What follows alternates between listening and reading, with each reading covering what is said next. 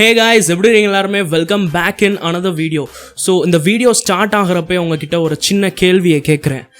அது என்ன அப்படின்னா, நீங்கள் மைக்ரோசாஃப்டோட எட்ஜ் ப்ரௌசர் யூஸ் பண்ணுவீங்களா, அல்லது Google Chrome, Mozilla Firefox, opera, அப்புறம் நிறைய ப்ரௌசர்ஸ் இருக்கா, அதை யூஸ் பண்ணுவீங்களா? உண்மையாக சொல்லுங்கள், கமெண்ட் செக்ஷனில் இப்போ எழுதிருங்க, ஓகேங்களா? ஸோ மேக்ஸிமம் உங்கள் எல்லாரோட ஆன்சர் என்னவாக இருக்கும் அப்படின்னா, நாங்கள் க்ரோம் யூஸ் பண்ணுறோம் ப்ரோ, அல்லது மொசிலா யூஸ் பண்ணுறோம் ப்ரோ அப்படின்னு நிறைய பேர் சொல்லுவீங்க.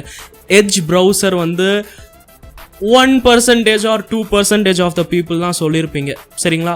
ஸோ இன்றைக்கி இந்த வீடியோவோட டாபிக் என்ன அப்படின்னா, எதனால இந்த எட்ஜ் ப்ரௌசரை யாருமே யூஸ் பண்ணுறதில்ல, அண்ட் ஒய் எல்லாரோட மனசில் Google Chrome is better, right? அதை பற்றி தான் இன்றைக்கி நம்ம பேச போகிறோம். ஸோ வாங்க, எப்பவும் போல் கொஞ்சம் கூட டைமை வேஸ்ட் பண்ண வேணாம், லெட்ஸ் கெட் ஸ்டார்டட்.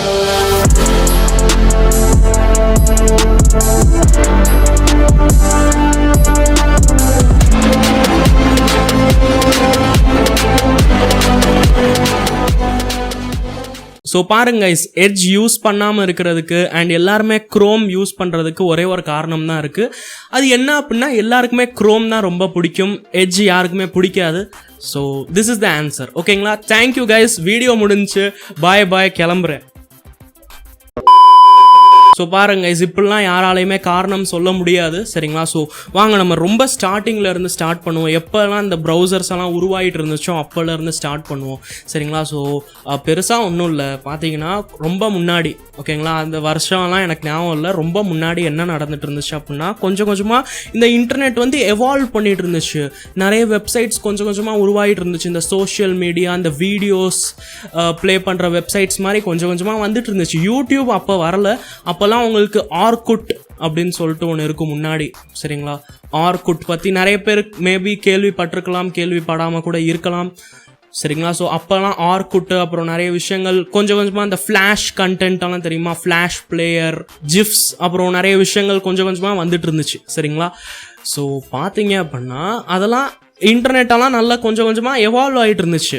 ஆனால் நம்மளோட இந்த இன்டர்நெட் எக்ஸ்ப்ளோரர் இருக்குல்ல, இன்டர்நெட் எக்ஸ்ப்ளோரர் முன்னாடி எட்ஜ் இல்லை, மைக்ரோசாஃப்ட் இன்டர்நெட் எக்ஸ்ப்ளோரர் தான் இருந்துச்சு, சரிங்களா? ஸோ இன்டர்நெட் எக்ஸ்ப்ளோரர் பார்த்தீங்க அப்படின்னா அந்த டெக்னாலஜி, அந்த வெப்சைட்ஸ் எல்லாம் நிறைய மாறிட்டு இருந்துச்சுன்னா அதுக்கு தகுந்த மாதிரி இது மாறலை, சரிங்களா? இது அப்படியே தான் இருந்துச்சு. ஒழுங்காக மெயின்டைன் யாருமே பண்ணலன்னு கூட சொல்லலாம், சரிங்களா? லைக் இப்போ பார்த்தீங்க அப்படின்னா அந்த ஜிஃப்ஸ் அந்த மாதிரி சம்மந்தப்பட்ட விஷயங்கள்லாம் உங்களுக்கு யாராச்சும் சென்ட் பண்ணுறியான்னு வச்சுக்கோங்களேன், இன்டர்நெட் எக்ஸ்ப்ளோரரில் அது ஓப்பனே ஆகாது. அதாவது ஈஸியாக சொன்னால் ஒரு வீடியோ யாராச்சும் உங்களுக்கு சென்ட் பண்ணுறாங்க அப்படின்னா நீங்கள் அந்த வீடியோவை ஓப்பனே பண்ண முடியாது, கேட்டால் எரர் அப்படின்னு சொல்லும், சரிங்களா? ஸோ அந்த மாதிரி நடந்துட்டு இருந்துச்சு அந்த காலத்தில். ஸோ அதுக்கு பார்த்தீங்கன்னா நீங்கள் எக்ஸ்ட்ராவாக ஆட் ப்ளக்இன் ஆட் பண்ணும். அடோப் அப்படின்ற கம்பெனி அவங்களோட ஃப்ளாஷ் கண்டென்ட், நான் சொன்னேன்ல, அந்த மாதிரி விஷயங்களுக்கு ஃப்ளாஷ் பிளேயர் அப்படின்னு சொல்லிட்டு ஒரு ஆட் நம்ம ஆட் பண்ணுவோம்ல க்ரோமில், அந்த மாதிரி எட்ஜில் ஆட் பண்ணுற மாதிரி இருக்கும். செட்டிங்ஸில் சில சேஞ்ச் பண்ணுற மாதிரி இருக்கும். லைக் ஈஸியாக சொன்னால் ரொம்ப காம்ப்ளிகேட்டடாக இருக்கும், நிறைய விஷயங்கள் பண்ணிகிட்டு இருக்கணும். அப்போ தான் உங்களால் இன்டர்நெட்டில் இருக்கிற வெப்சைட்ஸை ஒழுங்காக சர்ஃப் பண்ண முடியும், பார்க்க முடியும், சரிங்களா? ஆனால் அதே சமயம் இன்னொரு பக்கம் பார்த்தீங்கன்னா க்ரோம் அப்படின்னு சொல்லிட்டு ஒரு ப்ரௌசர் உருவாக்கிட்டு இருந்தாங்க. அண்ட் அந்த க்ரோம் அப்படின்ற ப்ரௌசர் வந்ததுக்கப்புறம் எப்படி இருந்துச்சுன்னு தெரியுமா? நீங்கள் எந்த ஒரு எந்த ஒரு ப்ளக்கினெல்லாம் டவுன்லோட் பண்ண தேவையே இல்லை, சரிங்களா? டைரெக்டாக க்ரோமை டவுன்லோட் பண்ணுங்கள், எங்கே வேணாலும் போங்க, எல்லாம் ஒழுங்காக ஓப்பன் ஆயிரும், ஓகே? லைக் இந்த இன்டர்நெட் எக்ஸ்ப்ளோரரில் இருந்த மாதிரி பிரச்சனை இல்லை. க்ரோமில் எல்லாமே பேக் ஆகியே வந்துடும். நீங்கள் டவுன்லோட் பண்ணிட்டு ஜஸ்ட்டு கூகுள் சர்ச்சில் என்ன பார்க்கணுமோ, என்ன வீடியோஸ் பார்க்கணுமோ போய் பார்க்கலாம், எல்லாம் ஒழுங்காக ஓப்பன் ஆகிட்டு இருந்துச்சு, சரிங்களா? ஸோ லைக் நான் உங்ககிட்ட கேட்குறேன், ஒரு பக்கம் இன்டர்நெட் எக்ஸ்ப்ளோரர் வச்சுருக்காங்க, சரிங்களா? அந்த ப்ளக்இன்ஸ் எல்லாம் எல்லாம் போட்டால் தான் ஒழுங்காக வேலை செய்யும். இன்னொரு பக்கம் க்ரோம் வச்சுருக்காங்க, எல்லாம் போட்டே வந்துடும், அதை டவுன்லோட் பண்ணால் போதும், சரிங்களா? ஸோ நீங்கள் எதை சூஸ் பண்ணுவீங்க சொல்லுங்கள், மனசில் கையை வச்சு சொல்லுங்கள், நீங்கள் எதை சூஸ் பண்ணுவீங்க? ஸோ நான் சொல்லவா, நம்ம எல்லாருமே சோம்பேறிகள், நம்மலாம் ப்ளக்இன்ஸ் எல்லாம் அவ்வளோ எதுக்கு கஷ்டப்படுவோம்? நம்மலாம் அதெல்லாம் கஷ்டப்பட மாட்டோம். நம்ம வந்து டைரெக்டாக ஏற்கனவே இருக்கிறத டவுன்லோட் பண்ணிட்டு யூஸ் பண்ணிக்குவோம். கரெக்டாக? ஸோ அப்போ இருந்த காலத்தில் இருந்த இன்டர்நெட் யூஸ் பண்ணுறவங்களும் அதே மாதிரி குரோமை டவுன்லோட் பண்ணிட்டு யூஸ் பண்ண ஆரம்பிச்சிட்டாங்க. சரிங்களா? அண்ட் கொஞ்சம் கொஞ்சமாக இன்டர்நெட் எக்ஸ்ப்ளோரரோட யூஸ் கம்மியாகிட்டே போச்சு, குரோமோட யூஸ் அதிகமாகிட்டே இருந்துச்சு.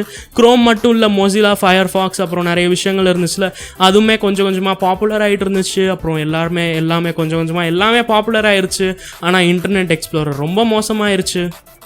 ஓகே, ஸோ இதுதான் வந்து விஷயம். அண்ட் போன வருஷத்துக்கு முந்தின வருஷமானு தெரில, இன்டர்நெட் எக்ஸ்ப்ளோரரே ஸ்டாப் பண்ணிட்டாங்க. அதில் எந்த ஒரு அப்டேட்ஸ் அதெல்லாம் வராது, லைக் மொத்தமாக ஸ்டாப் பண்ணிட்டாங்க. சரிங்களா? Okay, so this is the reason guys. சரிங்களா?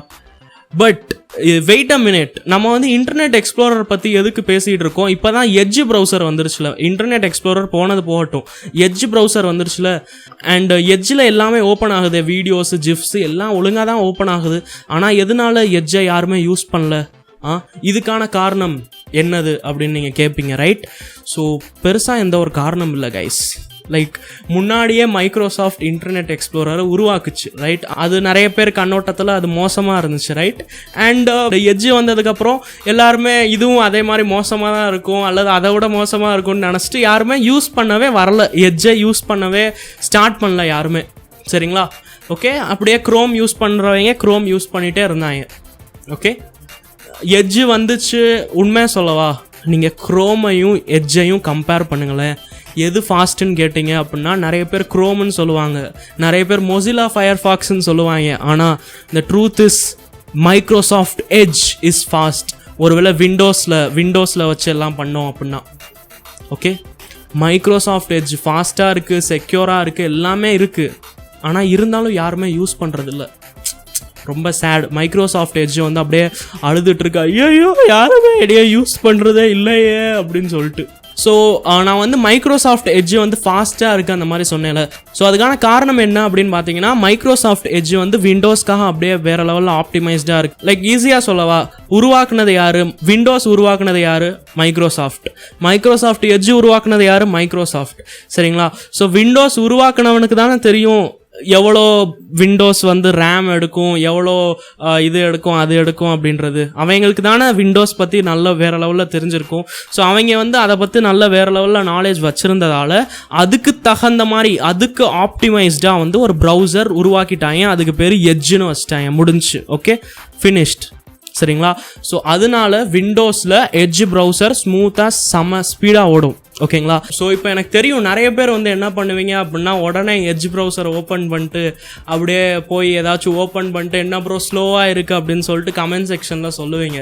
ஸோ பாருங்கள், லைக் இப்போ நீங்கள் ஓப்பன் பண்ணிங்கன்னு வச்சுக்கோங்களேன், ஃபர்ஸ்ட் டைம் ஏதாச்சும் ஒரு வெப்சைட், இன்றைக்கி நான் ஃபர்ஸ்ட் டைம் youtube.com அப்படின்றத ஏதாச்சும் ஒரு ப்ரௌசரில் போய் ஓப்பன் பண்ணுறேன்னு வச்சுக்கோங்களேன், ஃபஸ்ட்டு டைம் ஓப்பன் பண்ணுறப்போ கொஞ்சம் ஸ்லோவாக இருக்கிற மாதிரி தான் இருக்கும். சரிங்களா? அடுத்து 2வது வாட்டி 3வது வாட்டி அப்படியே ஓப்பன் பண்ணுறப்போ அது வந்து டெம்பரரி ஃபைல்ஸாக சேவ் ஆயிரும். அண்ட் அதுக்கப்புறம் கொஞ்சம் ஸ்பீடாக தான் வரும். சரிங்களா? அண்ட் நாட் ஓன்லி க்ரோமு அல்லது எட்ஜு, அதுக்கப்புறமும் நிறைய ப்ரௌசர்ஸ் இருக்குது. மொசிலா, ஃபயர்ஃபாக்ஸ், ஒப்பேரா, அப்புறம் நிறைய ப்ரௌசர்ஸ் இருக்குல்ல. ஒப்பேரா நான் யூஸ் பண்ணதில்லை, பட் நான் யூஸ் பண்ணியிருக்கேன். பிரேவ் யூஸ் பண்ணியிருக்கேன், மொசிலா யூஸ் பண்ணியிருக்கேன், கூகுள் க்ரோம் யூஸ் பண்ணியிருக்கேன், எட்ஜு யூஸ் பண்ணியிருக்கேன், எல்லாமே யூஸ் பண்ணியிருக்கேன். அதில் எனக்கு எட்ஜு வேறு லெவலில் பெர்ஃபார்ம் பண்ணுது. நான் இப்போ கூட எட்ஜு தான் யூஸ் பண்ணிகிட்ருக்கேன். சரிங்களா? அண்ட் நான் பொய் சொல்லலை. ஓகே, எனக்கு வந்து மைக்ரோசாஃப்ட் காரங்க காசு தந்திருக்காங்க, நான் ஸ்பான்சர் வீடியோ பண்ணுறேன் அப்படிலாம் எதுவுமே இல்லை. உண்மையாக தான் சொல்கிறேன். ஓகே, அண்ட் எஸ், இன்னொரு விஷயம், நீங்கள் வந்து விண்டோஸ் 11 யூஸ் பண்ண போகிறீங்க. விண்டோஸ் 11 அக்டோபர் 5 சம்திங் லான்ச் ஆக போகுதுன்னு நினைக்கிறேன், தெரில, டேட் கன்ஃபார்மாக தெரில. ஸோ விண்டோஸ் 11 பார்த்தீங்கன்னா மைக்ரோசாஃப்ட் எட்ஜ் வந்து எப்போவுமே வந்து எந்த வெப்சைட் ஓப்பன் பண்ணாலும் உங்ககிட்ட சூஸ் யுவர் டிஃபால்ட் ப்ரௌசர்னு கேட்குமா.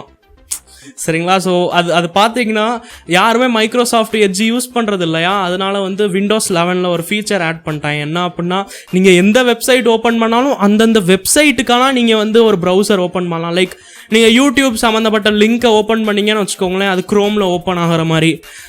வேறு ஏதாச்சும் லிங்க் ஓப்பன் பண்ணுறீங்கன்னா அது அதில் ஓப்பன் ஆகிற மாதிரி, அந்த மாதிரியெல்லாம் செட் பண்ணலாமா. சரிங்களா? அந்த மாதிரி ஃபீச்சர்ஸ் ஆட் பண்ணுறாங்கலாம். ஸோ லைக் நீங்கள் ஒவ்வொரு வாட்டி புது வெப்சைட் போகிறப்ப நீங்கள் செட்டிங்ஸில் செட் பண்ணுற மாதிரி இருக்கும். இது ரொம்ப ஹெட்டேக்காக இருக்கும் நிறைய பேருக்கு. ஸோ அவ்வளோதான் கைஸ். இதுதான் விண்டோஸ் 11ல் வர புது ஃபீச்சராக இருக்க போகுதான்.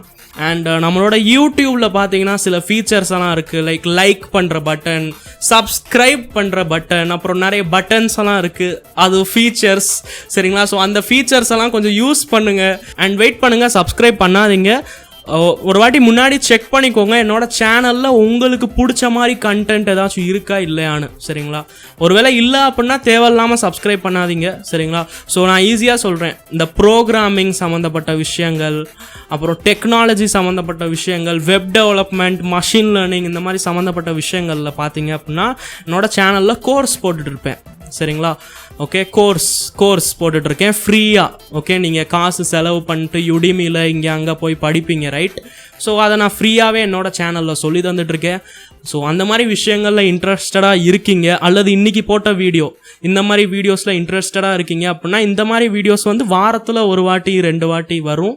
ஓகே, ஆனால் மிச்சம் அந்த கோர்ஸ் சம்மந்தப்பட்ட வீடியோ வந்து டெய்லி வரும் சரிங்களா. So you can subscribe if you like இந்த மாதிரி கண்டென்ட்.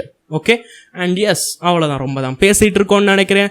தேங்க்யூ ஃபார் வாட்சிங் திஸ் வீடியோ. நான் உங்களை அடுத்த வீடியோவில் பார்க்குறேன். Up to that keep learning, keep practising and keep வாட்சிங் கோடிங் அண்ணா. அது என்ன கோடிங் அண்ணா?